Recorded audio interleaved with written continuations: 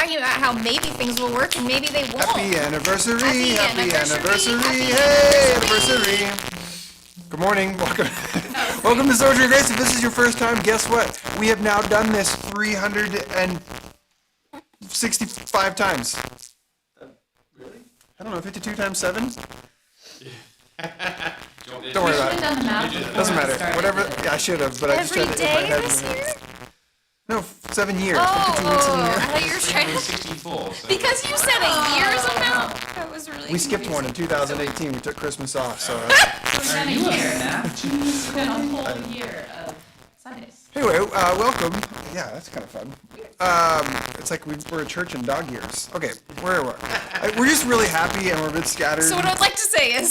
It all belongs. These are brand new sweatshirts created by Karen Gilmore back there, as it's one of our mottos that we say here at Sojourn Grace. And we're going to make these available to you starting today, I believe, right? The link will be somewhere. But we'll talk more about that in a minute. Today, we just want to say welcome to Sojourn Grace. Yes, we are celebrating. Everybody is talking about how the audio is yikes. I'm so sorry for the yikes audio. Oh, can somebody tell us what that means? Crackles. Super crackles at them. Oh yeah, it's crackly. It's crazy. So sorry it's crackling at you. It's not part of the celebration. That's crackly. Yes.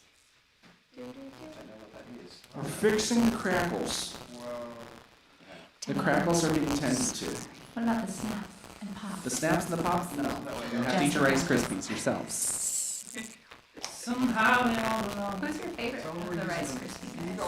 We're trying to do microphone. That is not a question I've ever thought to answer, Karen.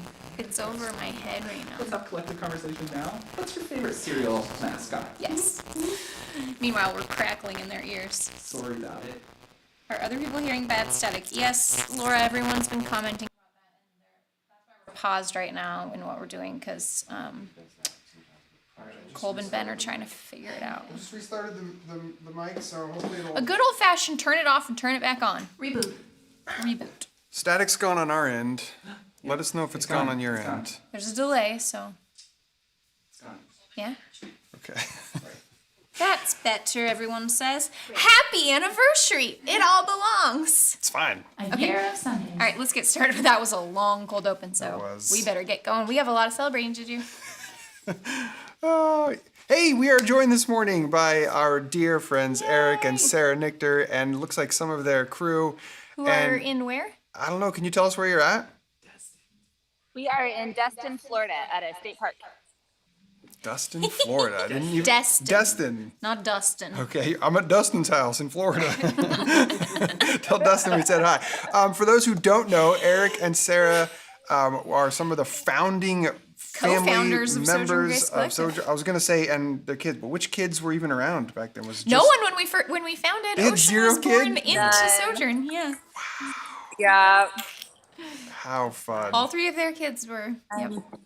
And so back there is Eric. Eric just a couple weeks ago finished up his three-year term as being on our board, and Sarah's on our staff as the community coordinator. And we're like, hey, you guys got to join us from Dustin's house in Florida to do our call to worship. So they're going to read the portion on the screen that are the leaders, and then Kate and I will lead all of the rest of us in the all part. So here we go. We are here now in this moment. Today is a gift. May we receive it as best we can. Thank you, God, for life and breath. Oh.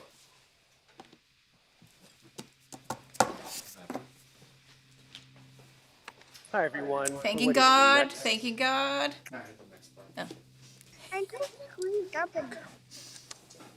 We are here now, and that is remarkable because this week has been painful and trying. Thank you, love, for sustaining us, even when everything is breaking. We are here now, vulnerable and open, trusting that somehow all will be well. Thank you, Mother, for resilience and strength. We are here now, hoping to feel what is real and true, that we are beloved children of God. Thank you, Father, for nurture and embrace. We are here now, siblings of the divine, a community together, never alone, connected by grace and sustained by kindness. Thank you, community around me, for inviting me to seek justice, leave shame behind, and join you in the dance of love. Amen. Oh my gosh, I did not know that was happening. Amen. Wow. Welcome to Sojourn, everyone.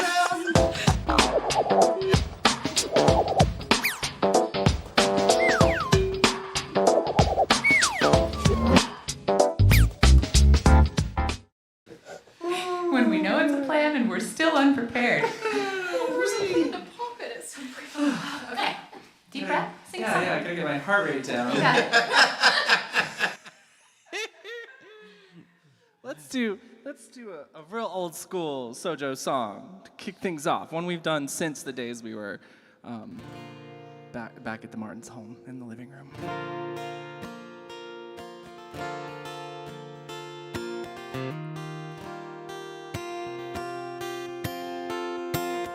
Holy Spirit, I need your touch more than ever before. Oh Jesus, I need your love, and I'm desperate for Holy Spirit. I need your touch more than ever before. Oh Jesus, I need your love, and I'm desperate for more. When I feel your presence all around me, when I feel your arms as they surround me, yeah, yeah, yeah. I cannot hide my love, I cannot hide my love. My feet will have to dance. I cannot hide my love, I cannot hide my love. My heart will have to sing well. Holy Spirit, and I need your touch more than ever before. No, Jesus, I need your love, and I'm desperate for Holy Spirit. I need your touch more than ever before. Oh Jesus, I need your love, and I'm desperate for more. When I feel your presence all around me, yeah, yeah, yeah. When I feel your arms as they surround me, yeah, yeah, yeah. I cannot hide my love, I cannot hide my love, no, no, no. My feet will have to dance. I cannot hide my love, I cannot hide my love, oh no. My heart will have to sing, you know. I cannot hide my love, I cannot hide my love. Oh, my feet will have to dance. Cannot hide my love, I cannot hide my love, oh yeah. My heart will have to sing well. Your arms are too wide, your love is too strong. Well, I cannot hide, I cannot hide my soul. Your arms are too wide, your love is too strong. No, I cannot hide, I cannot hide my soul. Your arms are too wide, your love is too strong. Well, I cannot hide, I cannot hide my soul. Your arms are too wide, your love is too strong. No, I cannot hide, I cannot hide my soul. So when I feel your presence all around me, yeah, yeah, yeah.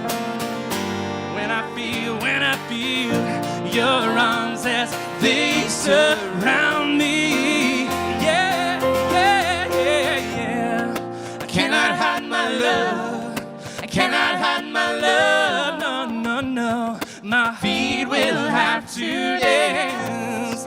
I cannot hide my love. I cannot hide my love. Oh no, my heart will have to sing. I cannot hide my love. I cannot hide my love. Oh no, no, these feet will have to dance. Cannot hide my love. I cannot hide my love. Oh, oh, my heart will have to say. Gotta sing out, gotta sing out. My feet will have to dance. Cannot hide my love. Will not hide my love. Oh yeah, yeah. Holy Spirit, I need your touch more than ever before. No, Jesus, I need your love, and I'm desperate for more.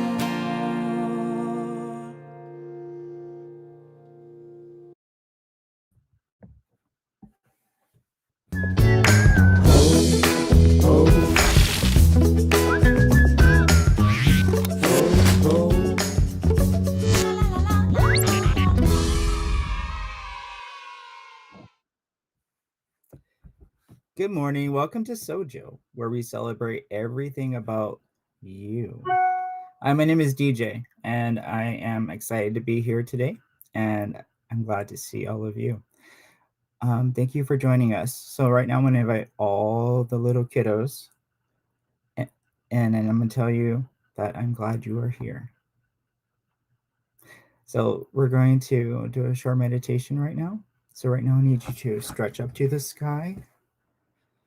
Take a deep breath.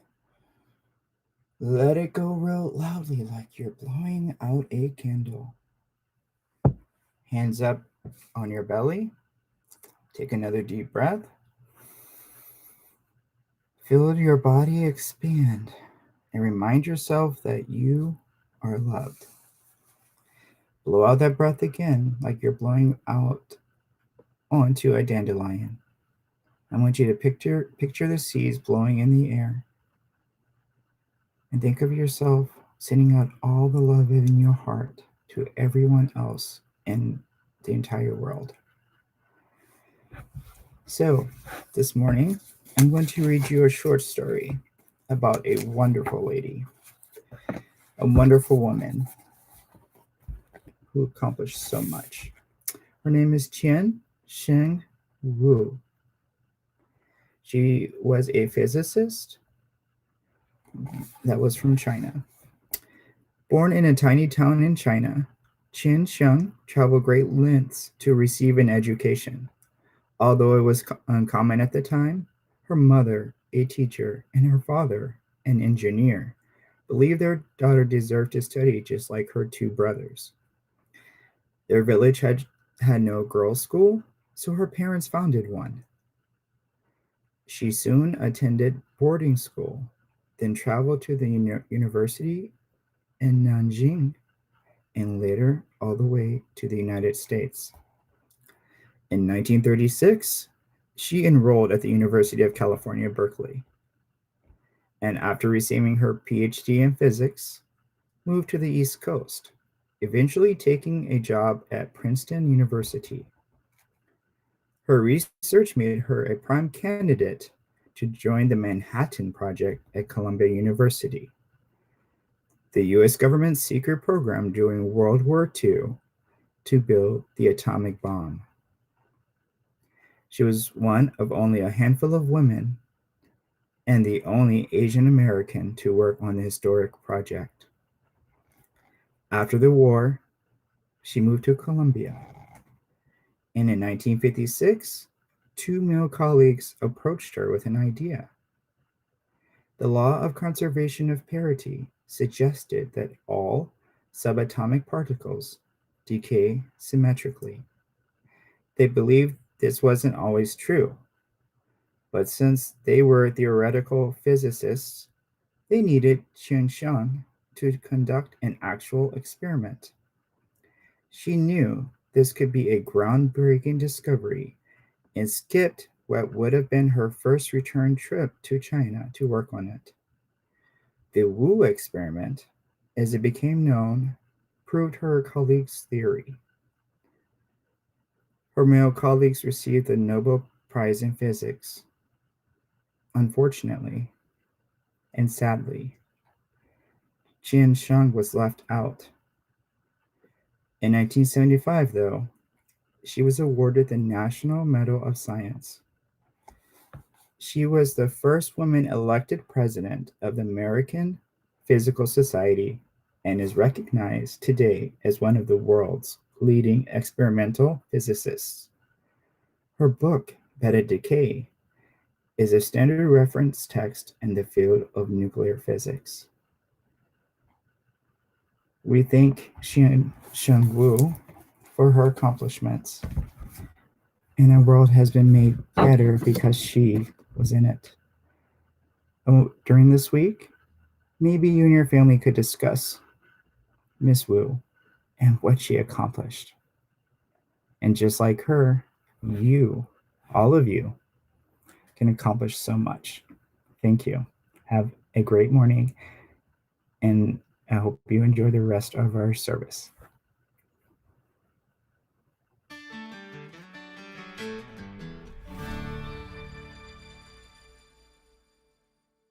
Hi, everyone. My name is Angela, and I found Sojo because of the Sojo van.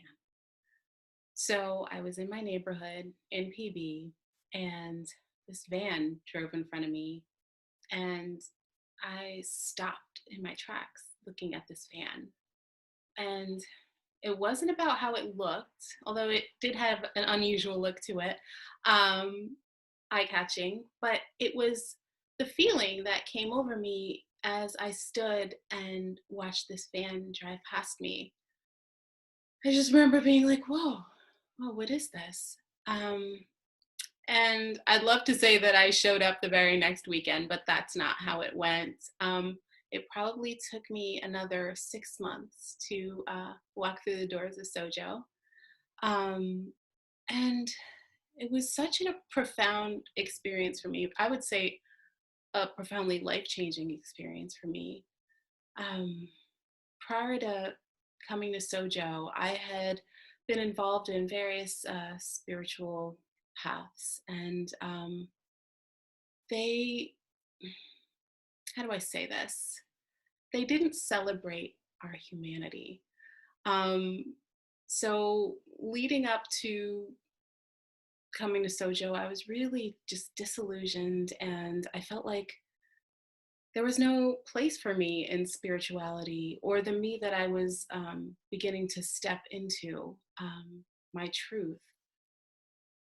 You know, I was used to spirituality meaning that you had to sort of become more or clear stuff away, or, you know, just like you were always reaching for something that wasn't you, or the real you that you are somehow now not. But coming to Soju, it was like walking through those doors, I could finally breathe. It's like, oh my goodness. There was no need to like put on any airs or like put on a smile when you didn't feel like smiling. Like, I swear, I don't know how long it was, but like I felt like it was like every weekend I was coming and just sitting in my usual spot and just like sobbing and just feeling, and it felt so great to just find that sense of wholeness where like I could just be me no matter what it was, and no one was going to like offer me unsolicited advice or like, you know, make judgments about where I was on my spiritual path because I was clearly in a negative space. Like, none of that. Like, I was just completely seen and allowed to be and welcomed in all that I am, and none of it was bad or wrong or a step along the way to something better. It was just me being full on me and my humanness. And like, I felt celebrated in that for the first time. At, what was I, 39 at the time? Yeah, I have so much gratitude for Sojo, and I can't believe my stroke of luck seeing that band, because I wasn't in the market for a church. Like, that really wasn't on my mind. I was struggling with a serious health issue, and yeah, I was just really like in a place where I wanted something real and grounded and human. I didn't want some like airy fairy, like, you know, system that didn't really acknowledge where I was at the moment. And I'm so thrilled to say that it wasn't just for that moment. It's served me throughout where my relationship with Sojo has, because I have met the most amazing people through Sojo. Truly amazing people. Ooh, just the feeling that I get in my heart when I just think of the people that I'm so blessed to share this life with, because I met at Sojo. I honestly don't have words. I don't have words for the gratitude that I feel.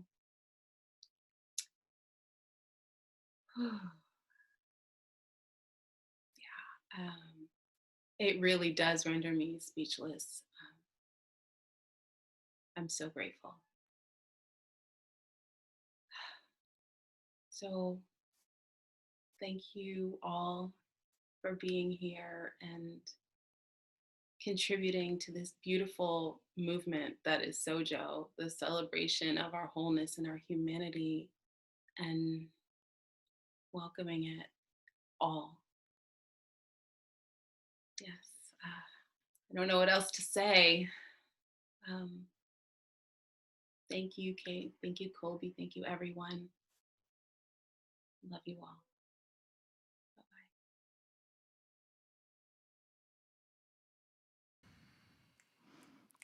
Seeing your face made me so happy.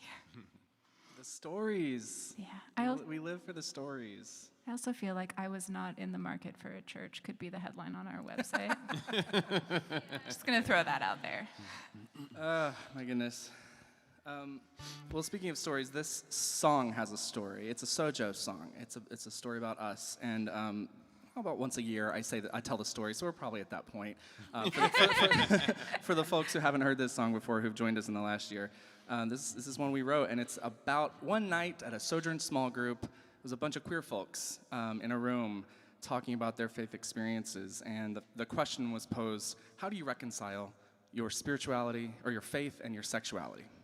And me being the person that I am, hands shot up. I was the first one. I was like, oh, I got an answer for this. I don't reconcile them, because I don't have to. I'm not a Christian. I'm not going to take that label. I'm just going to exist here in my little safe bubble and, accept my sexuality the way it is, and I don't need to worry about how it affects my faith. And, and I thought I was like, and I was, like, in some ways I was setting some good boundaries for myself and all of that. But what happened was I kind of got a little bit schooled by the rest of the folks around the room as they took their turns answering that question, and they said something to the extent, every single person in the room said something to the extent of, if I were to vacate this space, if I were to just walk away from my faith and from this church or from the church or however they wanted to talk about it, then that would leave a vacuum, that would leave a void where I used to be. And someone else might come into that space and they might not be the inclusive, accepting, affirming person. So if I leave, I'm making space for someone else to make it harder for the next generation of queer people coming up in the church. And gets me even now when I think about that night and the power of those people in that room and how they showed me something I needed to be shown that day. So this is their story and their song, and our story and our song. And you know who you were, y'all who were in the room that night. So this is our song.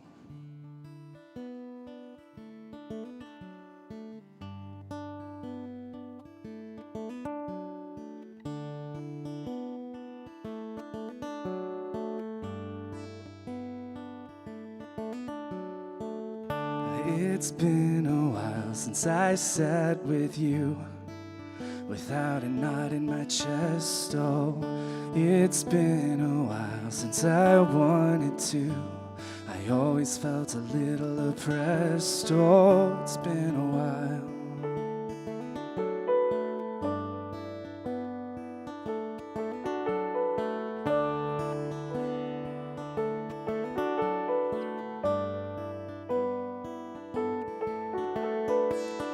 It's been a while since I went ahead and let down my guard, 'cause I carry the weight, the words you said, that makes it just a little bit hard to reject the lies you perpetuate.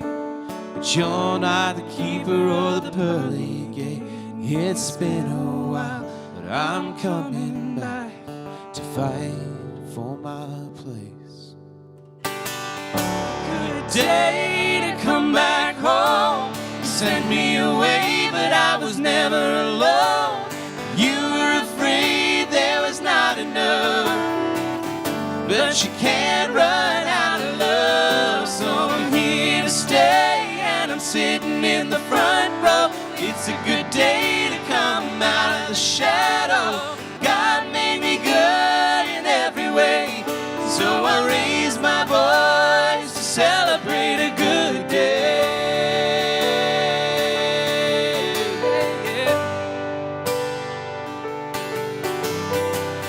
It's been a while since I could admit that there was something missing. I've seen enough to know what love is. Yeah, and what love isn't. I'm not content to fade into the crowd. Let you decide who's in or out. So I'm coming back, 'cause I'm living proof that it all belongs without a doubt. Good day to come back home. You sent me away, but I was never alone. You were afraid there was not enough, but you can't run out of love. So I'm here to stay, and I'm standing in the front row. It's a good day to come out of the shadow. God made me good in every way, so I raise my voice to celebrate a good day.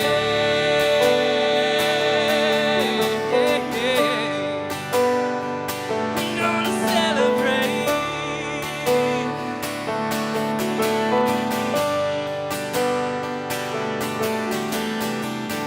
It's a good day, nothing's gonna keep me out of the light. I'm not gonna hide, I got a heart in the right place, covered in the good graces of an endless love. Yeah, it's a good day, nothing's gonna keep me out of the light. I'm not gonna hide, I got a heart in the right place, covered in the good graces of an endless love.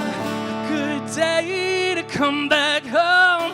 You sent me away, but I was never alone.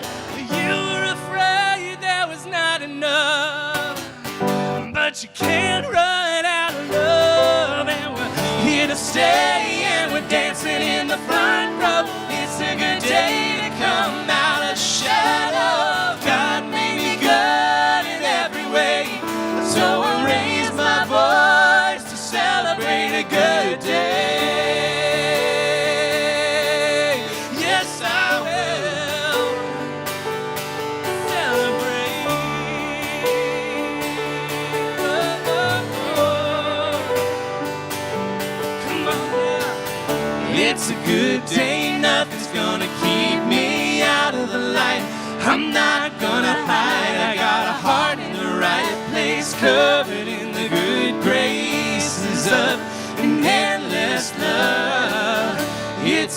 day. Nothing's gonna keep me out of the light. I'm not gonna hide. I got a heart in the right place, covered in the good graces of an endless love.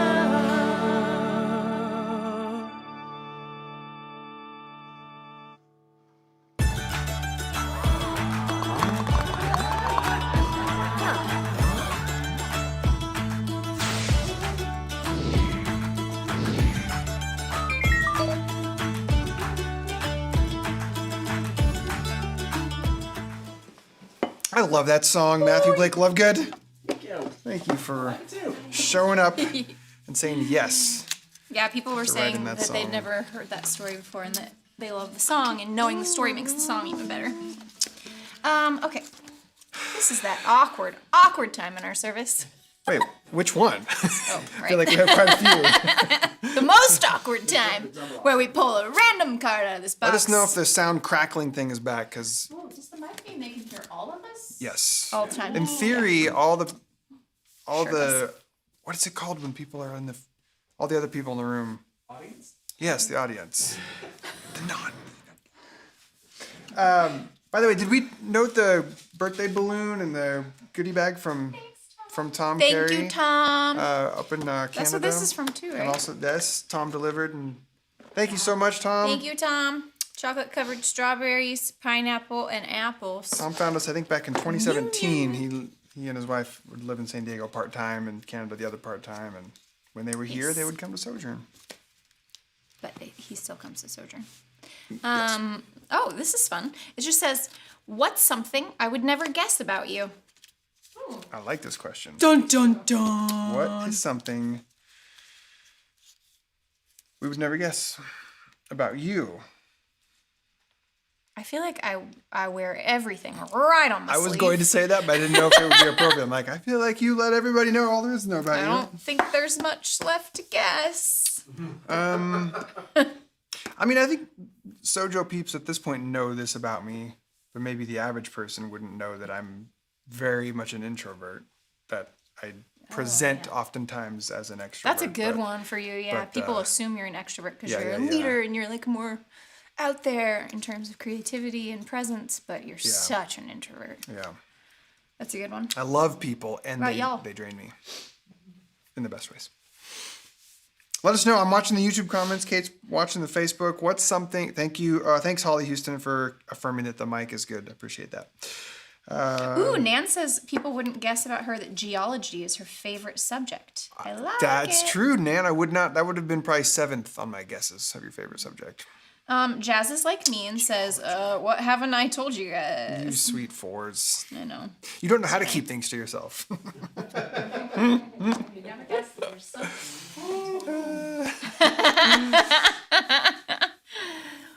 I think that your love of Bath and Body Works scented items is unbelievable. Oh, because it's so cookie cutter. Well, and basic. Wait, what's the? And very just like they're very strong smells. Like they smell very strong. Yeah, Karen says people wouldn't guess about me that I could live in Bath and Body Works. Like I just want to move in and sleep there. All Bath and Body Works scented things that are very, very strong. Just not the smells that I like. I know. We are incompatible We like as a very couple. different smells. Smells? Why'd I put a VES on there? Ourselves are different Ooh, smells. Jamie Donna Whitaker says that I'm a history buff. Wesley says that I'm pretty forgetful. No one would ever guess that about you. Jesse, I was literally thinking the same thing. Must be the fours. So think Jesse's it with is. us. Hey, YouTubers, I Ooh, see Lisa- you viewing this, but nobody's telling me something that we wouldn't guess about you. Lisa said that she's paraglided off the cliffs above Black Beach. Wow. You know what, Lisa? You're right. I wouldn't have guessed that. want That's to paraglide. amazing. Yeah, can we come with you next time? Wait, would there be a next time?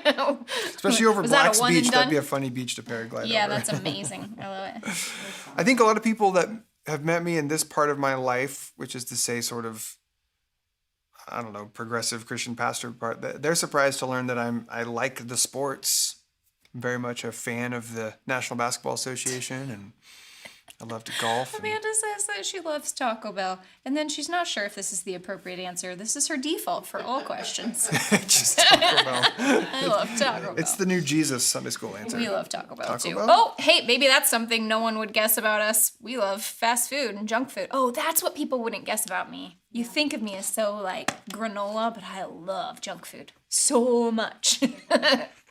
Cheeseburgers are my favorite food. Daniel And I Barnett want a on YouTube cheeseburger at all says, times. I am unreasonably talented at laser tag. I love laser tag. Challenge I accepted. love laser If tag. you got that reference, then you're extra, my friend. That's right. But I love you no matter what, especially that you like laser Rochelle tag. Renee says, people would never guess that I have 6 kids. His, mine, ours, and theirs. That's fun. Way to collect them. Collect the kids. Sarah Nichter says that I'm a reality TV junkie. You are Bachelorette, cute. Housewives, ETC. What's ETC? Entertainment Tonight Company?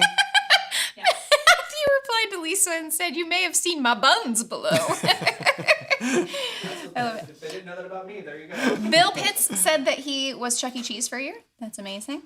You were the mouse? You were love Charles? Oh, Ben Grace's love for Aussie Rules football. We've watched a full game of that with Ben. Watched. I'll use that word loosely. I watched. I was Yeah, Colby was into in it. it. And Zeke was because in of the aforementioned sports guy part of Oh, it. Jess says maybe that she loves tiny things and used to make dollhouses. And then she's like, Oh. if I've already told you that. Speaking of dollhouses, No, go ahead. Okay, people probably wouldn't know about me that I have a rather extensive clown collection. Clown figurines. Yes, he does. Also, Laura said Porcelain about clowns. us that she never would have guessed A until clown we piggy told bank. them how much we love reality TV. Yep. That's funny. Hey, we're all walking doing it right then. contradictions, right? Folks might not guess that I'm exploring my faith for the first time at 28, and it's a little scary but exciting. Kate, welcome to Sojourn. I think this is your second week, maybe your third. Welcome. We love you. You belong. You belong. Like these sweatshirts, which you can buy today And on the link that will be dropped in the comment section. And I think it was DJ that pointed out it's about to get real hot for a long time here, so we're gonna work on t-shirts. We designed these in the dead of San Dead Diego of winter when Sojourn it was like winter. 50 degrees and we were freezing. Everybody's comments about the clown collection. The clown Are they collection. pretty I think great? I need to bring that in for show and tell some Sunday. Colby, please tell me that's not could real. just- It's very, very I could real. just line the fireplace with all my clowns. It's in my garage, not in like the main house. But This will be exciting. This is happening. Melissa, that's where I draw the line, Pastor. It all belongs asterisks except for. Oh my God, no. Guys, what if we have a professional clown watch? Really funny. Yo, this is really amazing. This went on a weird train. They all left us at clowns. They're gone. Camille All right, on we love YouTube y'all. says, I think I'm pretty forthcoming, but depending on how well folks know me, some are surprised that I was a cheerleader. Okay. I feel like that happens with folks who did cheerleading, that people get surprised by that, which is, I think that's just a stereotype of cheerleaders, right? Here's another 4, like that, Caroline. Camille. Another 4 on YouTube, Caroline. I'm a 4, so I don't really have secrets to tell. See more of that. But Camille, but later affirms she's terrified of clowns. Guys. Yep. Okay, also Laura over on YouTube is terrified of clowns. Okay. And also Sarah Nichter is terrified of clowns. Okay, we've got a lot of. Laura Shepard, are you with me? Why does this not surprise me? Any level. I love it, y'all. Y'all are weird. Okay, we should move on. We got a lot to Yeah, that's great. celebrate still. All right, so now we're going to move we asked you guys this week to send us a little blurb testimonial, like what has Sojo meant to you, especially if you found us recently as a result of virtual church, or if Virch Church has allowed you to sort of reconnect. And so we've compiled those testimonials here into this next video and the soundtrack. Hopefully you've shared you'll some of them recognize already, the right? song. Yeah, yes. All right, here we go.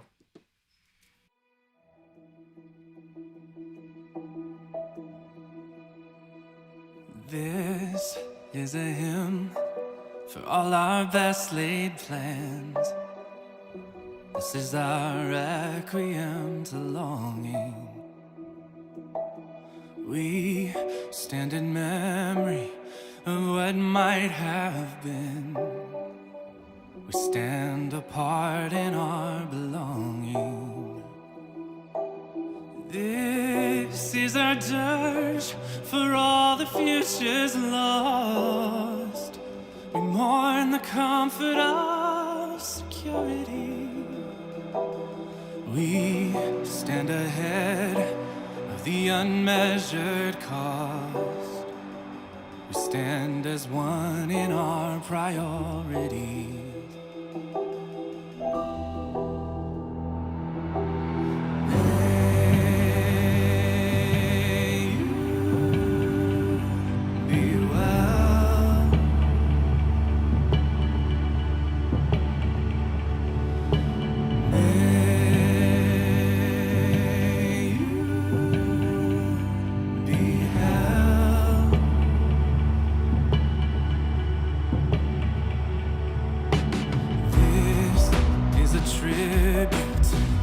Lost and waiting, to the tired and the weeping, to the crowd, to the isolated, to the stressed and barely sleeping. This is an anthem for the heavy-hearted, an invasion for the lonely, an echo sounded from our front porch foxholes for everyone and for you only. May you be well.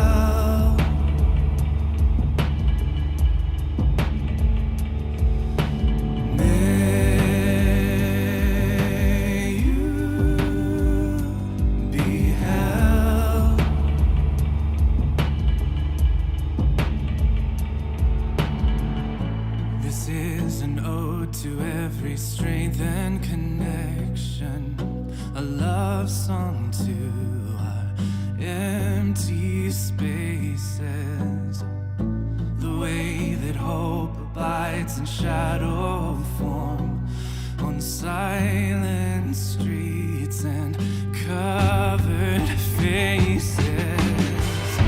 This is a prayer for our collective recovery.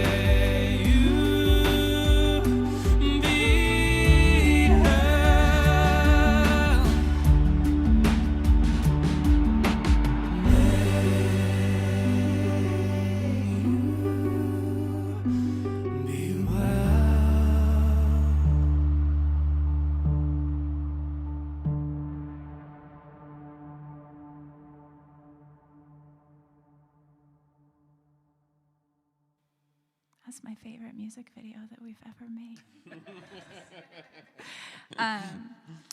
This song has a story too, not the one you just heard, the one we're about to sing. we were just trying to figure out, and I think it must have been almost exactly a year ago when we did this song for the first time. It was like a chapel Sunday, and we were doing that for a little while where we had the Sundays in the chapel, and it was Kate's birthday because this is a song that she had preached this sermon. Like a week before. Was definitely a sermon because you were in the chapel, so that's like how that works, right? It was not a nugget; it was that she was preaching, and while she was preaching her sermon, I was furiously writing down things that she was saying because I was like, she's written a song and she doesn't know it yet. And just like trying not to be totally weird and distracting to everyone around me as I'm frantically scribbling. And that's where this song came from. It was pulled almost directly out of this, the message that Kate wrote. So it must have been a year ago because it was right around her birthday and anniversary. And then a week after that, that was either the last or the second to last time that we were all together in person. Yeah. So how's that for a relevant story? That's the most Karen energy ever is. You've written a song and you don't know it yet, and I'm going to tell you. I am here to tell you what you've done. Just you wait. I love it. I think my favorite part of this was you sent the lyrics to me and I kind of sat down, I think the day out, like you'd written it on Sunday, I sat down on Monday and was writing a song. And I'm just like, okay, I think I kind of got it. And I took it upstairs, and you and Chris were sitting in the lounge room.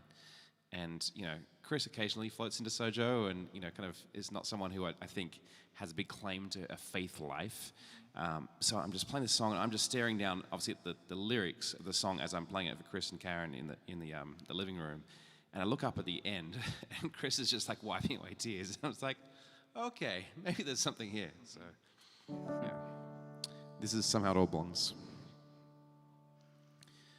Sunday mornings held me in these walls. I can still smell the coffee in the halls. Safe in a place they kept for me. Home in a space of my sure belief. I was taught to give you what I know.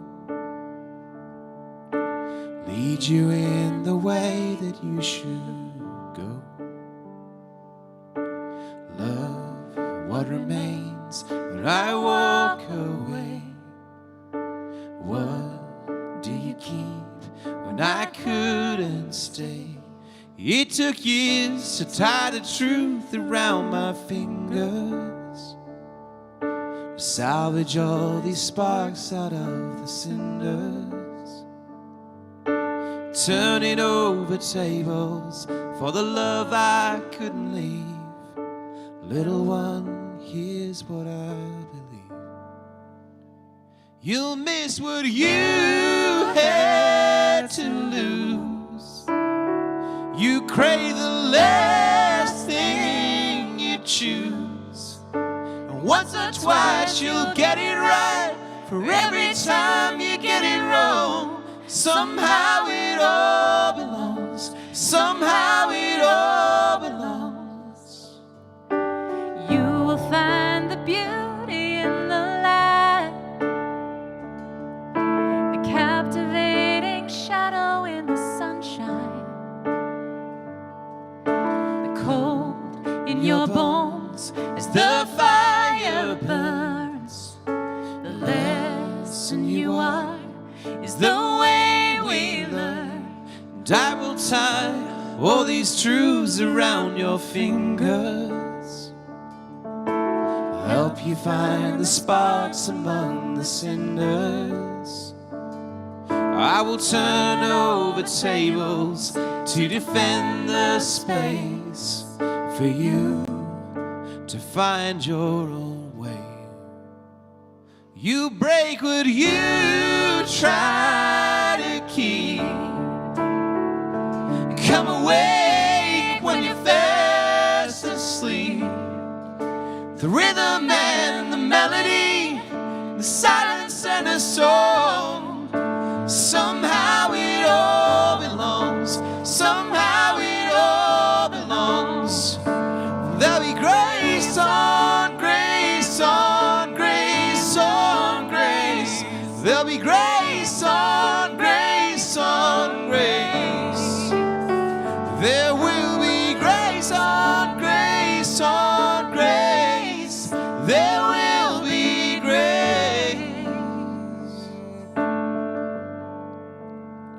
you'll pray like there's someone there. Learn to bend what you can't repair. And God, I hope you rock the boat till the river sways along. Somehow it all belongs. Somehow it all belongs.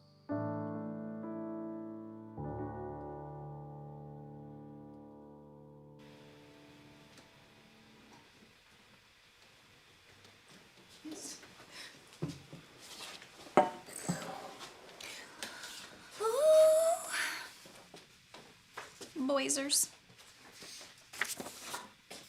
Okay. Something about reading the lyrics along that really made that song landed a new way. Really? You just Yeah. had that experience? Yeah, because I don't always hear the lyrics when people are singing. I often hear the melody and the music, but the lyrics don't often register. Yeah. So there were some lines in there that I'd never even really noticed before. Just gorgeous songs. Hot damn, we're lucky, Pastor Kate. Yes, we are. Yes, we are. We've always been so lucky to have the best musicians in all of San Diego come to Sojourn and lead music for us. So lucky. Yeah. Matthew, remember when you came to Sojourn and you said, "But I'm not leading music"? Remember that? How'd that turn out for you? How it started, how it's going. Oh my gosh, love you all. Okay, you want to tell them what we're doing now? Yeah. All right. So Kate and I, as we were sort of reflecting on this Sunday and sharing it with you, we knew we wanted to hear from people like Angela Jordan. Thank you so much, Angela. We knew we wanted to give a chance for those who have found us during virtual church world to just sort of share what that's been like. And we thought, what if we just, the two of us, kind of reflected on, some things that we've noticed and learned and discovered over these last 7 years. And so we each came up with a list. Well, I went directly 7 things I've learned from the people at Sojo. That was my interpretation. I love it. And mine's just called 7 Insights for 7 Years. Nice. And so we're just going to bounce back and forth. I've got 7, you've got 7. Beyond that, we don't have a ton planned. Oh, I guess we're going to go quick. We're going really late. Kidding. It's late. Yeah, and we're going to share a little bit here, reflect on that, and then we'll go to our communion and closing song. So we're glad that you've been with us here today. Do you want to start or do you want me to start? You start. All right, I'll start. So insight number 1, the first thing as I was thinking about 7 years of this is that we had a saying that we developed pretty early on at Sojourn, which is the story never gets old. The story never gets old. And what do we mean by that? The story, in a nutshell, what we mean by that is at Sojourn, we recognize that one of our, not our sole, but one of our primary demographics is that we are a safe and soft landing place for those who have a complicated, painful past with church and religion and church leaders. And oftentimes people will show up at Sojourn with that kind of like, all right, I'll give it one last shot mentality. And they come and you read during that video, the testimonials and some of the other blurbs that we put on the screen, people experiencing, oh, there is such a thing, like Angela said, as belonging just as I am and not having an expectation that I change. And so when we say the story never gets old, it's that moment of another person sort of discovers that religion doesn't have to be this tool of oppression and shame, but actually we can create this shame-free, radical love, hospitality-driven church, and people find healing in it. And it's amazing. The story never gets old. Every time we hear any of you share what that's been like for you. Truth doesn't get old. It's what keeps us going. It's why we keep getting up and doing this thing all over again. Okay. It's not just that there's a season for everything. We know this saying, right? This old Bible verse, for everything there is a season, a time to mourn, a time to laugh, all the yada yada. But what I've learned from all of you in the last 7 years is that it's not just that there's a season for everything, but that in every season is everything. Ooh, I like that. We don't have seasons of, right now I'm mourning and then tomorrow I'll be joyful. Every moment, every season, every experience we go through in life holds it all. I've never met a person coming through the doors of Sojourn who hasn't simultaneously mourned and celebrated, danced and grieved. Y'all are always doing it all at the same time, because that's life. And it's only when we have parts of us cut off or told not to grieve or disconnected, disembodied, that we live in such a way that there's a season for everything. And I think it's just so much more true. What I've learned from you is it's so much more true that every season has everything in it all at once. Love it. I just want to, by the way, Oh. people on the Facebooks, Kelly says late is okay. Mercy says I got time. Lisa says don't rush. We don't have anywhere to be. So Y'all don't have plans? So my insight number 2, I guess I'll say it like this: the middle is messy. Even the word middle is messy. The middle is messy. That was really good. So the middle is messy is my second insight. And at first blush, that might sound like I'm talking about that kind of middle road centrist church where you don't really take a stand for anything. But that's not what I'm talking about when I talk about the messiness of the middle. What we've discovered and found over these 7 years, this messy middle for us, is, I don't know, this sort of attempt to be on this knife's edge, this in-between space of where over on one sort of end of the spectrum, you might have this sort of more liberal approach to Christianity that still maintains some semblance of traditional ideas about God and the Bible and Jesus. And then on the other end of the spectrum, a very, very post-Christian, very post-evangelical, even agnostic approach to life. This is the spectrum that I think Sojourn tries to hold. And we try, and that's the capital T, we try to hold both sides or the whole spectrum, and it's messy. This middle is messy. Like how many times over the years have we observed where we could give a sermon or a talk, a message at Sojourn on a Sunday morning, and if, let's just say it's like a typical old school Bible teaching Sunday.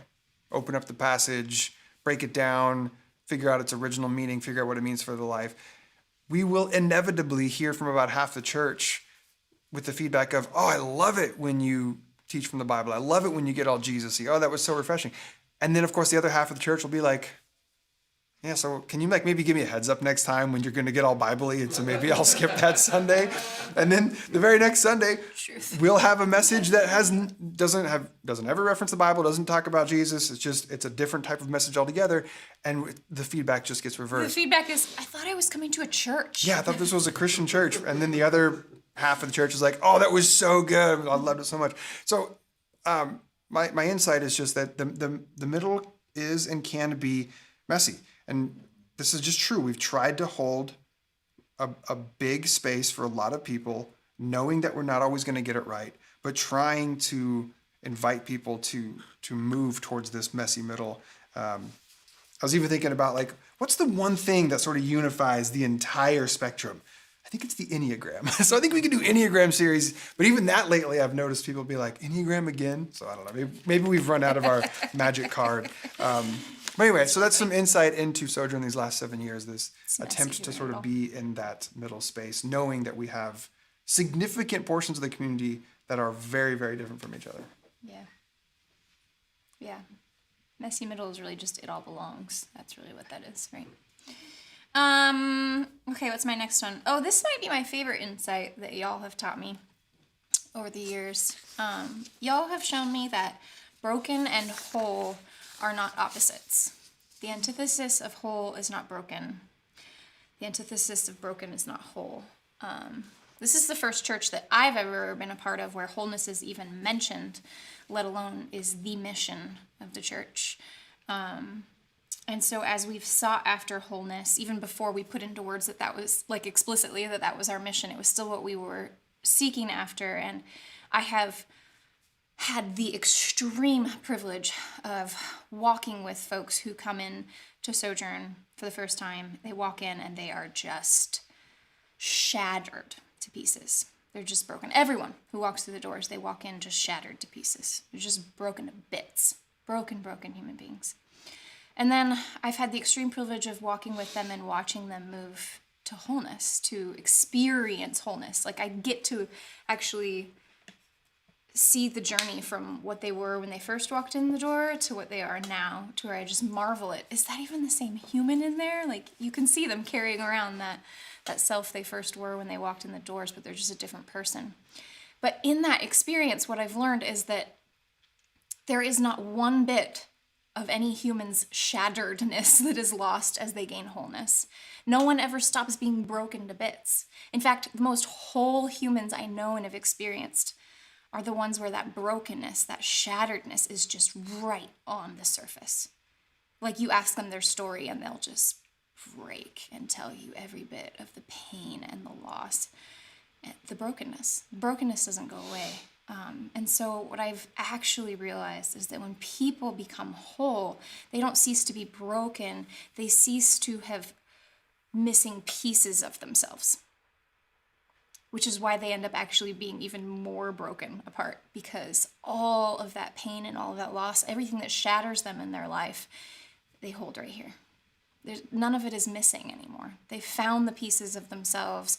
They've reunited with the pieces of themselves that they were taught to disengage with, to be disembodied from, to be disintegrated from. And they've found integration, and they are whole in the terms of not having any emptiness or missingness, but they're just shattered to pieces still. And it's my favorite paradox that exists.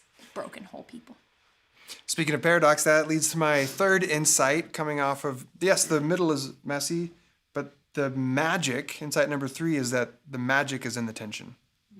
Like, that is actually where some of the best stuff of life is at. It's no wonder that as you look throughout the history of human civilizations, when you have sort of record of some of the most enlightened people, spiritual teachers, gurus that the world has ever seen, they all share this idea that paradox is the heart of truth. That the deeper you get into truth, the more you realize that there's tension and paradox.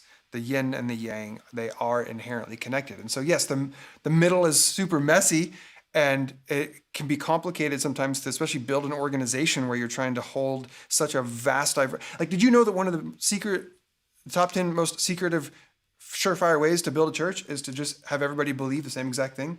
Like, you can build massive churches, which has been done all across the world, by just getting everybody to believe the right thing and follow the leader. And yeah, we've rejected that for all sorts of reasons.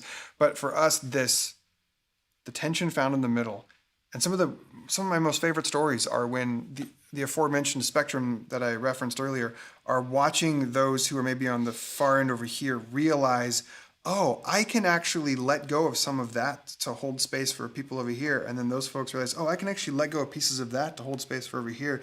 And suddenly we're all sort of just orbiting around this common mission of wholeness. And that's where the magic is at for me, in that tension. Mm-hmm. The next thing that y'all have taught me over the last 7 years is that each and every person is their own healer. Y'all don't come through the doors needing a healer. You are your own healer. Each person that I referenced before that I've watched you journey into wholeness, you took your hand and walked you there every time.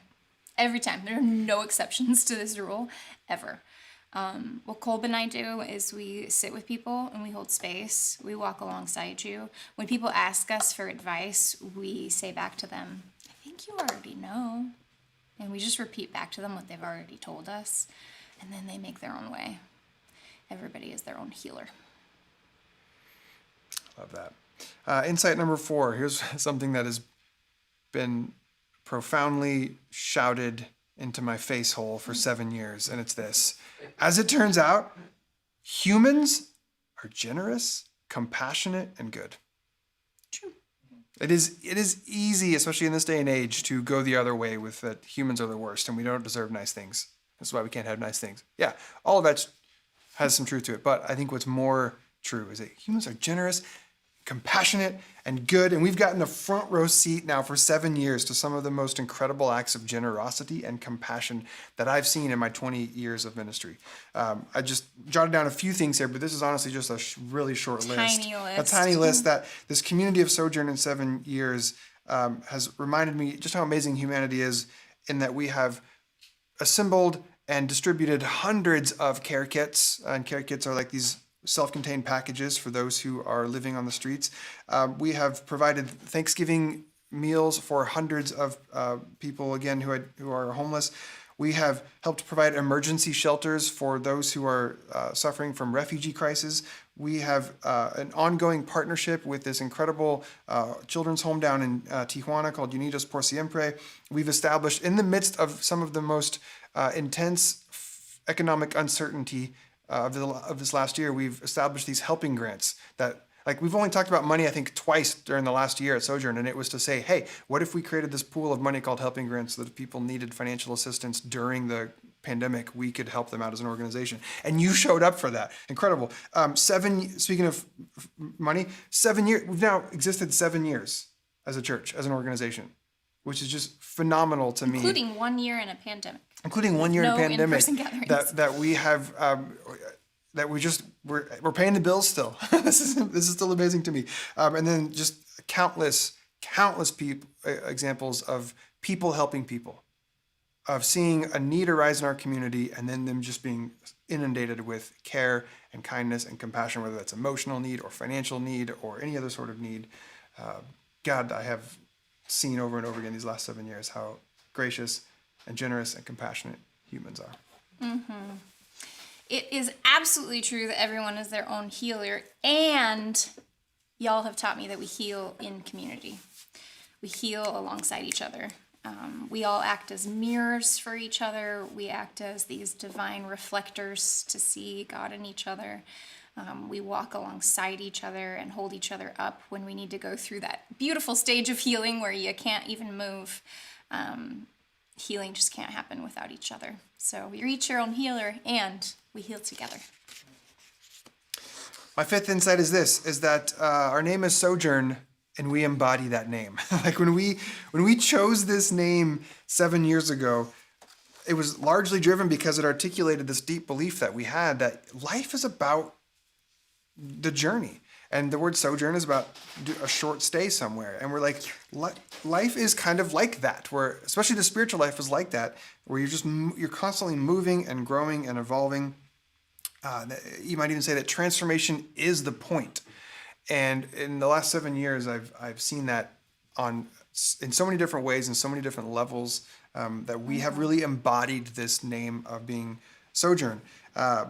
We've seen people show up and, like you said earlier, move through this incredible healing and wholeness discovery journey where the goal is not to just get people to a certain thing and then be like, all right, you've done it. Now you're good to go. Let's sort of lock you in and help you disciple others to get to that point. It's like, all right, you got to this point. Cool. What's next? What's next? Like, how can you keep being open to that? And I've loved watching this community embody this Sojourn mentality of growth and transformation and development. And I'll just add this really quick. I was thinking about this on the way over here. This idea has been especially true. This idea that transformation is the point and growth and maturation is expected and encouraged.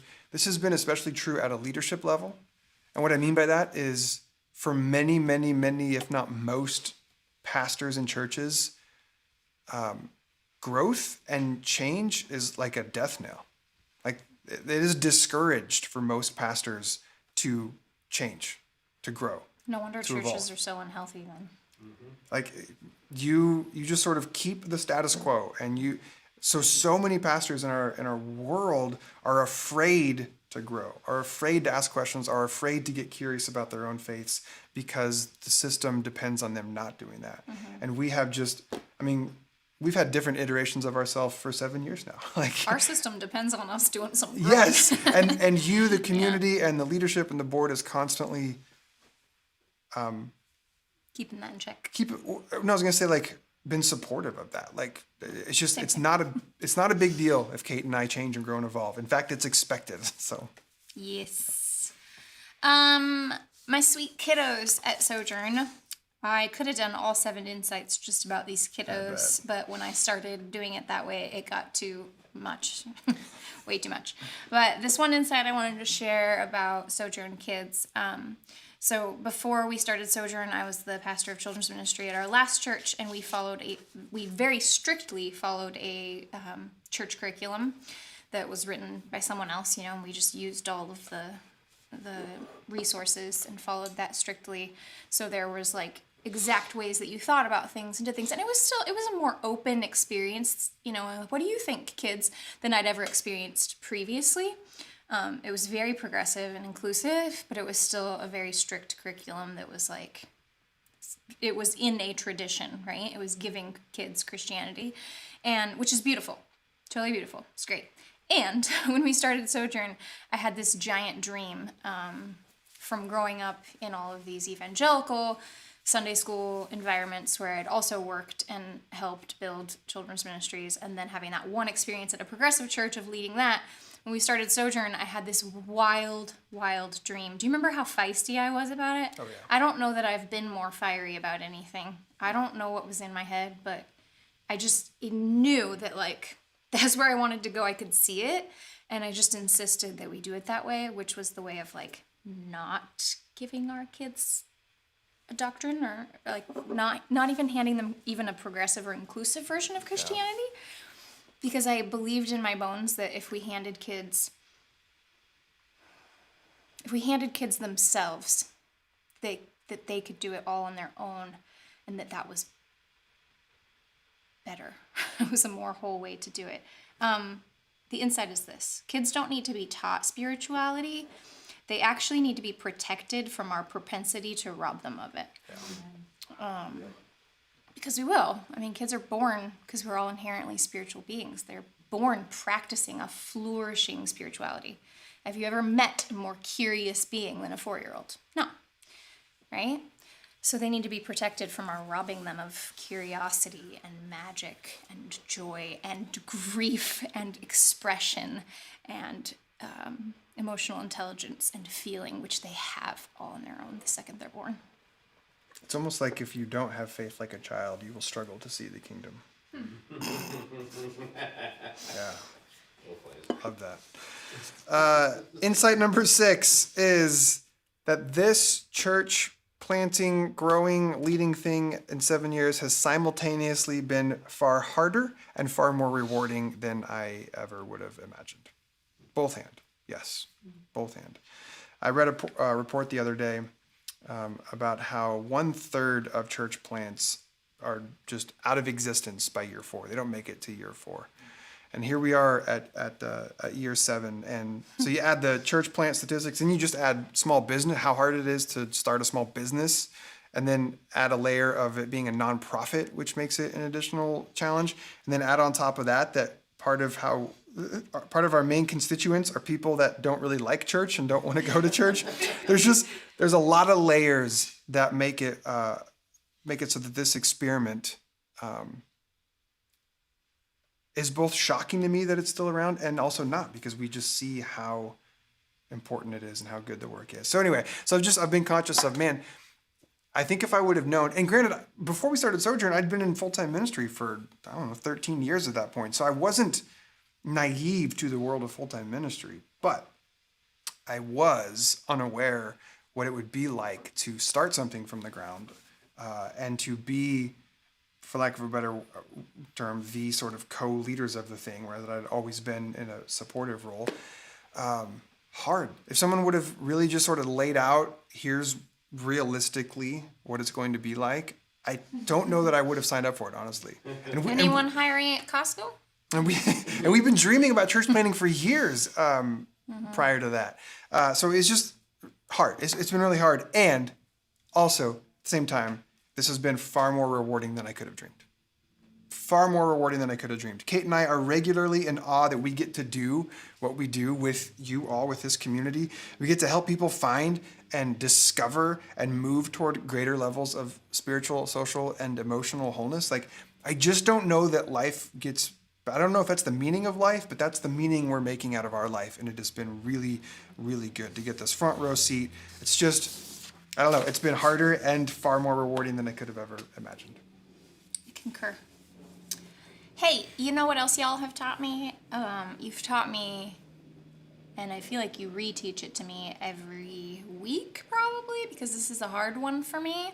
And I think it's hard for all of you all too. And so it's not like the teaching is one way. I feel like it's this cyclical teaching that like you teach me and it just goes in this circle of re-teaching each other all the time because we forget that we can't love our light if we insist on hating our shadows. Oof. I'm going to heart that one.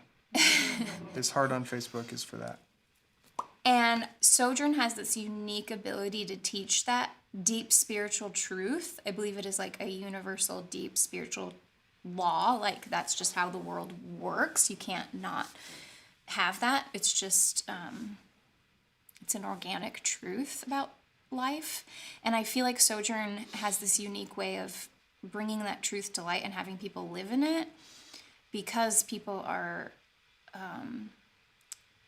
they're coming in and they're facing head on that lie that they were told that was the exact opposite. Yeah. Like they're directly addressing being told that, you know, you were born inherently evil and all of that shitty theology that we were all taught, that like you deserve to die for all of eternity, but Jesus saved you by God killing him. Like all that stuff, we're addressing it head on, which just leaves us like broken wide open with, okay, then what? I'm supposed to look at the fact that I might be good? That's so hard for us. And so I find that people are constantly going, but what about? But what about? But what about? Even those of us who are the most fierce in our belief that like you're worthy, you're good, or like you said, that worthiness isn't even on the table, like it's not a question, we're just loved children of God.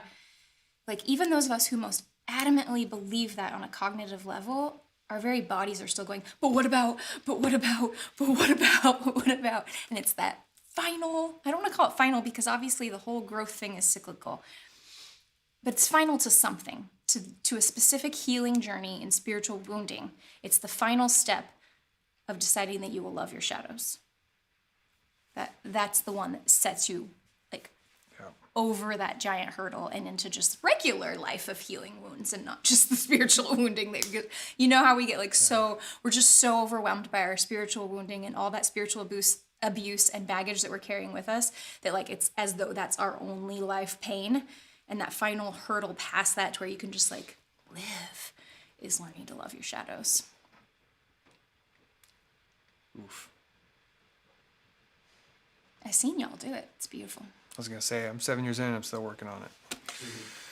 All right, my final insight, 7 insights in 7 years is this. I believe, or I'm discovering that knowing who you are might be more important than knowing where you're going. And I say this just as someone who has been tasked with one of the roles of holding on to the vision of the church and casting the vision of the church. Honestly, y'all, I don't know that we've really ever had a vision. Our vision is this. What? I don't know that we ever. I don't know. I know it's very common and it's expected, and you're supposed to be able to have like a 3-year, 5-year, 10-year plan. And all Kate and I have ever come up with are blank stares for that. So that either is just a deficiency in our leadership, which I completely submit as a possibility, and or possibly what I'm learning is knowing who you are might be just as, if not more important than knowing where you're going. And what I mean by that is this. We've tried to know who we were going to be from day one of this in terms of what our values were going to be. Like, how are we going to conduct ourselves? We may not know what we're going to do, where we're going to go, how this thing's going to unfold, but we know who we're going to be. We're going to be people who are driven by values of inclusion, diversity, a heightened centrality of family and children, and we're going to be about the work of making peace in the world and being about social justice. Like we've known, we're going to be the types of people. What that's going to look like, where it's going to take us, not entirely sure. By the way, we're 7 years in, and we still don't have a 3 or 5 or 10-year plan. I'm sorry. Our chair of the board right now, Stephen, is like, God damn it. And again, love you, Steve. There probably is ways you can do both of those things, but for us, I think we've just like, you know what? We will, we promise. Our values, we're not budging on our values. We're going to be who we believe we are called to be, and then we don't budge on. And then we'll improvise from there. We know the key that we're playing the song in. We're just going to be jazz musicians along the way, improvising and adding and being able to shift and pivot and turn wherever we need to go. But So Thanks for laughing, Stephen. I was just teasing. I just needed to pretend someone was mad at us, and I know you're not, actually. So, all right, my final insight that I've learned from y'all over the last 7 years is that not everything happens for a reason, but everything holds within it an invitation. I grew up with that idea of everything happens for a reason taken to the very unhealthy extreme, right? Where like the big old white dude with the scepter on his throne up there is going, and now you shall be hurt in this car accident, and then this person is getting cancer. Oh, I have a reason for it. You know, like that version. It's so weird and unhealthy. I liked your impression, though. Thank you. My impression of God. Anyway, I grew up with that, and so when we started Sojourn, I remember I was really, really fiery about keeping all of those platitudes out of our space. I was like, if we're starting our own church, we are gonna grieve. And one of the first, if not the first, series that we did was one that I made us launch, and it was just called Pain. Just did a series called Pain. I think the first one was Noah, and then you're like, and now Pain. And now I'm starting a series that's gonna be called Pain. The first sermon I ever gave in my entire life was called Holes, and it was all about how broken we are as human beings. I don't want to lean too heavily on the Enneagram.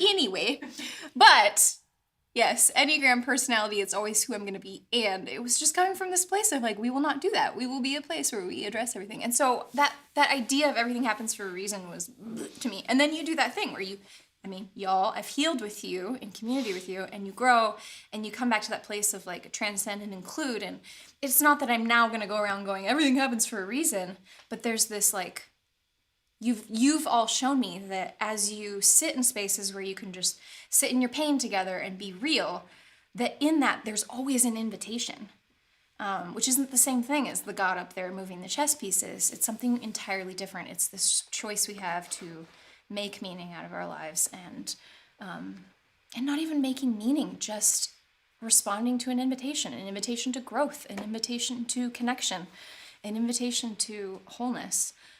In every little thing that happens to us. And I've never watched any of y'all walk through any of your fires without responding that way to it with some sort of invitation. And it's gorgeous. You're gorgeous. Also, you're gorgeous. Thank you for your comments. We got some love and support for having no vision. Mercy says, hooray for no vision. Jazz says, no wonder I like y'all. Lisa Lair loves those values. Thank you so much. Laura says, good, don't budge on that stuff.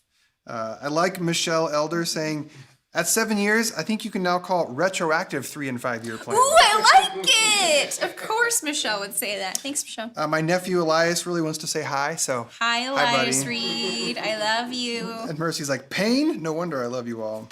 Yeah. Anyway. We love you. Thank you, all of you. all It's been of a you, beautiful 7 years. for being with us. Not just today, but for however long you've been with us, whether it's been 7 days, 7 months, or 7 years. We love you. We're going to now... I was just going to say, I'm going to go make mimosas. We have just a few more testimonials that we want to read from that's people, from Sojourners as they share what this place has meant to us. So Ben's going to cue a little bit of background music Hope for you us. didn't have any plans. And then we're going to just read a few more testimonials. Thank you all for sending them in. And I'll say this. The invitation. Well, I don't know. This could be better. This could be. It all belongs. The invitation was. We invited people. Just send us a sentence or two reflecting on your experience with Sojourn. And what I noticed was, all the people who have been here in the last year followed that rule pretty well. What we're about to read to you are people that have been here for years and don't really care what the leadership says. So they have figured it more out. to say because Is it's that more what it is? time. And they know they don't have to follow the rules. I just couldn't help but notice the correlation really of the funny. years and all that. So I'm gonna all make mimosas We while got some sound do this. going, and we're gonna share the load here. We're each gonna read. So thank you all of you, and I'm gonna start by reading Robert Nichols' post. So Hi, this is Robert. from Robert Nichol, who's been a I Sojourner love since you. 2016 with his family, Michelle. Perfect. Love it. All right. Robert says this. Before we found Sojo, I used to write a blog called, quote, One for Jesus, named as such because it appeared to me that so few in mainstream modern American Christianity were trying to follow what Jesus actually taught. Much of the time, I felt like the only one. I felt we would never find kindred spirits out there trying to practice the love and the grace and the compassion that Jesus modeled. The whole come one, come all, just as you are kind of love that was reflected in so many of his parables. And then we found Sojo, an entire church of people already practicing the brand of Christ following that we've been calling for so many years. Now, Robert says, I don't have to write that blog anymore. I can plainly see the truth right in front of me every week. All along, my people were here. I was never actually the only one. Here. Oh, I get to read Amanda, yay. This is from Amanda Wallace, Sojourner since 2018. What if I just cry through the whole thing and I can't get her words out? The thought of wholeness scares me, if I'm being honest. There's a finality to the concept, an end date. And while on the topic of things that scare me, I'd put church near the top, next to white sharks and exploding juice bottles. Church was not a part of my childhood fabric, and it wasn't until the cosmic meeting of two men who I now call my family that I choose invited me to attend. Would I ever have considered it? Church was the patriarchy, the far right, the closed-minded, the pro-lifers, them. Opening myself to the possibility of the possible has unwound me. The knots I've spent my life keeping tangled, wittingly or not, have found themselves softened bit by bit each week. My messiness of mind and soul has become no less full of color and volume, but the pain that bound it all has given way to an understanding of something bigger. Something that includes magic and hope and the laughter of my children and my dearest friends. And in Sojourn, I find the truest meaning in letting my heart and my head rest and find my way to being accepted and accepting of a community that are all on their sojourn to being whole or unwound. It's all the same in its absolute unique shape. Love you, Amanda. I have Missy Sotino, who's been a sojourner since 2015. Here's Missy. Like many of you, this church has taught me so much about the freedoms we have in our relationship with God. This has been crucial to my life. To know that I am free, that I am loved, that I am 100% open about who I am. Game changer. Thank you, Kate and Colby, for your persistence and courage in continuing the journey to this place. Your life has been blessed by all that you've learned through the process of getting to this moment. And now we're all blessed as you pass on the knowledge and wisdom you're willing to us. I know that God has brought us all to this place for His purpose. Happy birthday, Sojourn. Hi, I'm Mark Keys. I've been a Sojourner since 2014. 7 years, holy moly. That makes it 7 years minus a week since I found my way to Garfield Elementary and, upon venturing inside, found friends that I had missed and family that I hadn't yet met. I heard Pastor Kate speak for the first time, and every word she spoke made my heart sing. While I remember talking with her that day, I don't remember what I said because my heart sang so loud it was hard for me to hear anything else. The next week, I returned to give Colby equal time, and he greeted me by name. I'd spent 2 years at my previous church, and I had the feeling that no one knew me by name. Then the third week, well, that Sunday morning driving to Sojo, I knew I was home. Happy anniversary, Sojo. Joel B. Lopez, Sojourner since 2014, says, from day one, Sojourn has shown me that I don't have to anymore. I don't have to try too hard. I don't have to worry anymore what people might think. I don't have to care if I'm not at my or anyone else's perceived 100% before showing up.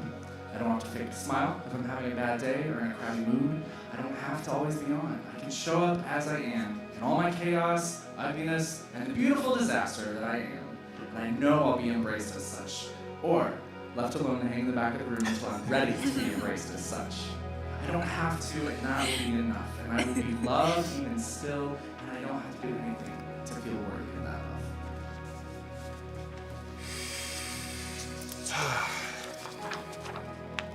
This is from Lisa Lair, Sojourner since 2017.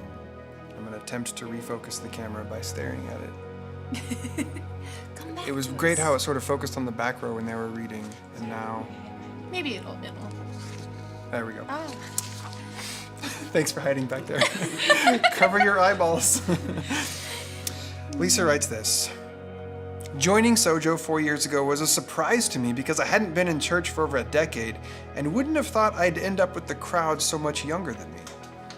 The space that Kate and Colby created and held open was such a huge draw that I stuck around, but on the edges, mostly watching. Then, this past year happened. I saw the leadership team pivot and create an amazing online sacred experience, one that drew me in even deeper than our in-person services had. As the pandemic raged on, California churches were fighting to reopen. I'd been in strict isolation for a couple months at that point, and I knew I wouldn't be able to join Sojo in person. I figured that my church of young people would reopen, and I was happy for them. Then, the leadership made the announcement and said, "We've decided we won't go back to in-person meetings until all of us can meet in person. We're in this together, and there are those whose health mean we can't, we're in this together, and there are those whose health mean that they can't meet with us. So we're gonna wait till it's safe for all of us." Lisa says, "I cried. I felt seen. I didn't feel so alone. My health struggles actually weren't a burden that made it more difficult for the community. My health struggles had been respected and considered important enough to not put me or others at risk. That was a moment of wholeness for me, of belonging, of knowing that I was in the middle of Sojo and not just on the edge of this dynamic community. Somehow that one decision by the Sojo leadership healed a wound I didn't realize the depth of and brought me healing and wholeness. All of me was seen and accommodated." Thanks, Lisa. Last one. Nicole Sabo Stoltz. I love you, Sojourner since 2014. Nicole says, "I have a beautifully uncomplicated relationship with Sojourn that keeps my soul alive." I can't do these. Why did anybody give me any of these? You see, I hate commitment. I want to be part of the group while staying on the outside of the fold. I want a community with people who see and love me as I am, but I want/need distance and alone time. In my professional world, I'm a public servant, and that often means being on all the time for all the people. I don't want that in my faith life. I grew up with always having to be on and/or play the church game.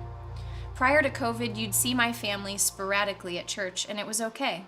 Currently, I want to hardly ever participate in anything live, but you can damn well bet that I am binge listening to sermons and podcasts every few weeks, speaking to and about this place and fully partaking in a way that is not restrictive or overwhelming in either direction.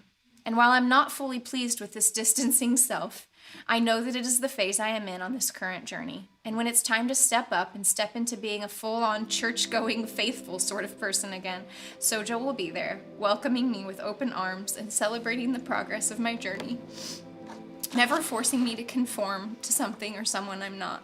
And that will be what keeps me participating with them for as long as I'm here. I don't know what all of that blithering means, but here's a short blurb if you need it. Well, we didn't just share the short blurb, girl. We love your whole message. I love this place and I'm grateful for its existence. I can't believe it's been 7 effing years. 7 effing years. Thank you, everyone who shared. We love you. Can y'all do your mimosas? You belong here. Sweet. Let's give them yeah. Today we're having I don't know how much mimosa juice is in there. and the chocolate-covered edible arrangement, again courtesy of Tom Carey from Canada, Sojourner from afar, Thanks, one of our Tom. international guests. And so take whatever you have and let us know what you're using today for communion, for your elements. We're just gonna take this and do one final song.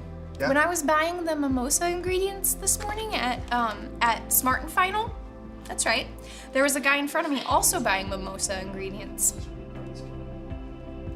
Is also for a communion service. I wanted to ask him, but I didn't. Are you too celebrating communion with Mimosas. Nope. It's a celebration. Oh, you got that? You can too. I had been eyeing this Not chocolate both. fruit. Chocolate covered apple? We're celebrating over here, folks. What do you got? You good? Mm-hmm. I'm very happy about it. Melissa Myers got Dr. Pepper and an apple slice. My apple slice too. I just have chocolate on mine. Alexa Adams homemade latte and gluten-free Oreo. Get that gluten out of here. Bill Pitts maple bacon donut and A2 milk.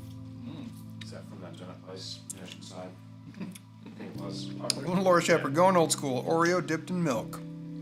Julie Porter tea and horrible disfigured homemade macarons. That's It all belongs. really amazing.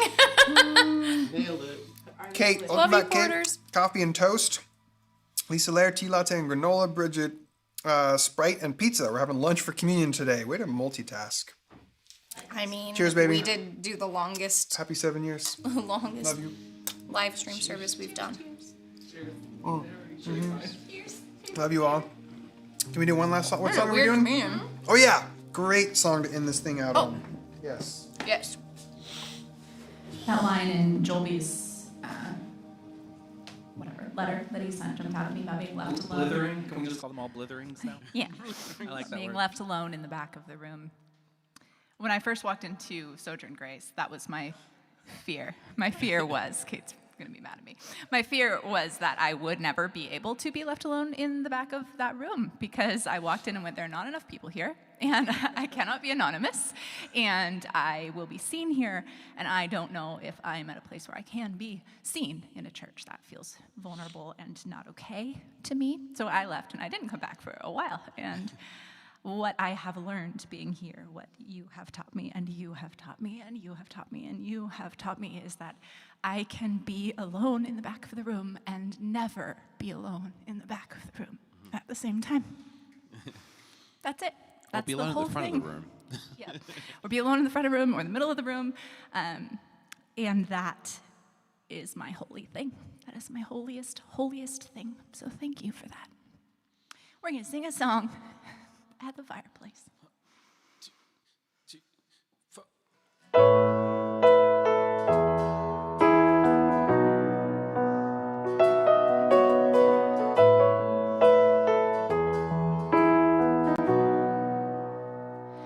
You can hold my hand when you need to let go. I can be your mountain when you're feeling valley low. I can be a street light showing you the way home. If you can hold my hand when you need to let go. I want a house with a crowded table and a place by the fire for everyone. Let us take on the world while we're young and able, and bring us back together when the day is done. If we want a garden, we're gonna have to sow the seeds, plant a little happiness, let the roots run deep.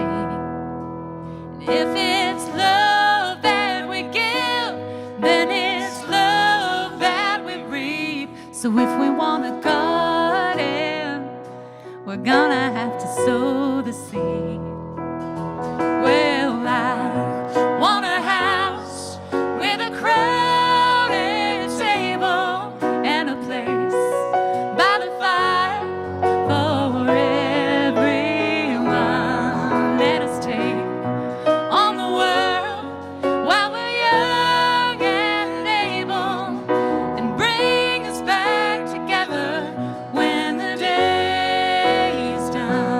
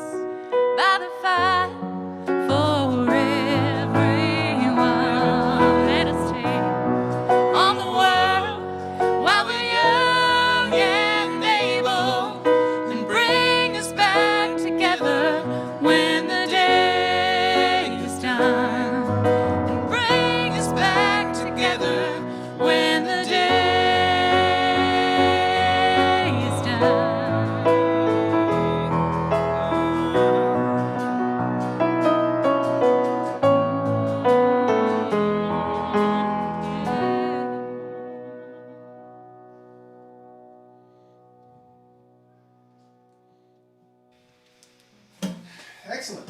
Let's bring this thing home. How do we do that? Everyone already is home.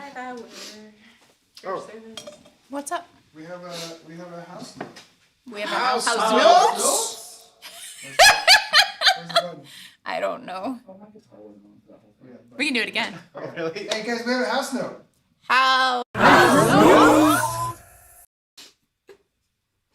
If you want a sweatshirt. If you want a sweatshirt. Finn put this in the Facebook stream, so you've got your link there, but also you can just see it on the screen there. We'll drop it in the other platforms, avenues on the Sojourn world, but I have 2 notes about the note too. note it. 2 notes about the note. Note number 1 is not every color has a preview. We don't know why.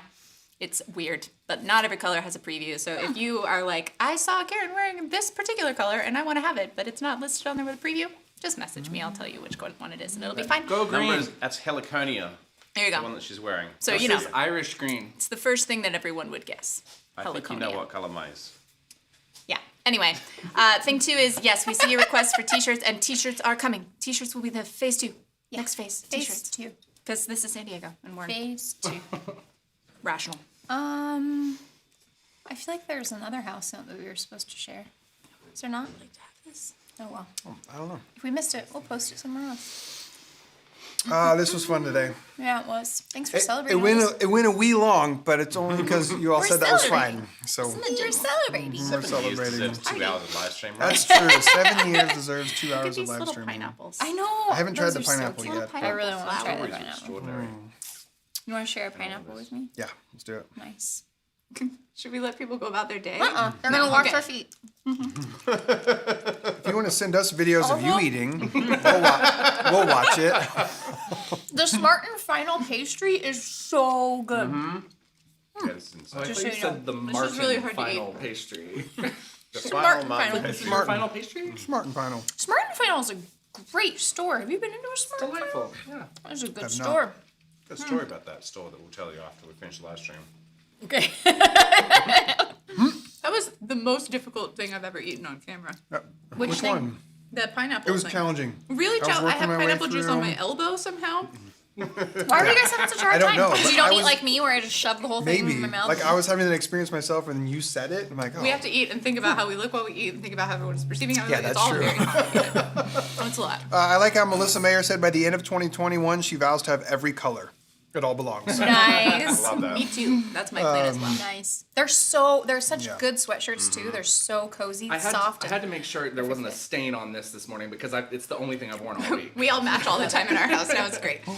I love it. I like the mimosa. Okay, our benediction. It's good. It has been 365 Sundays of saying this, so we shall begin our 8th year, or 366th Sunday. Wait, that's weird. If you do 7 years of Sundays, it equals. I know. It was 364, actually. We were all very We had that excited about this at the conversation beginning. No, I know you were. Oh, okay. And at that point, I was busy processing another weird thing about that, and so now I'm realizing that. Yes, it is. I made the whole thing about like dog years, like 7 years of church equals 1 year of like, I think it made sense. It's been a great year. So anyway, this is the benediction. This is what we say at the end of every service. So somebody just lead us out and we will follow you. Be brave! Because you're a child of God. And be kind. Because so is everyone else. We love you. Be well. Thanks for celebrating with us. Bye. Cheers.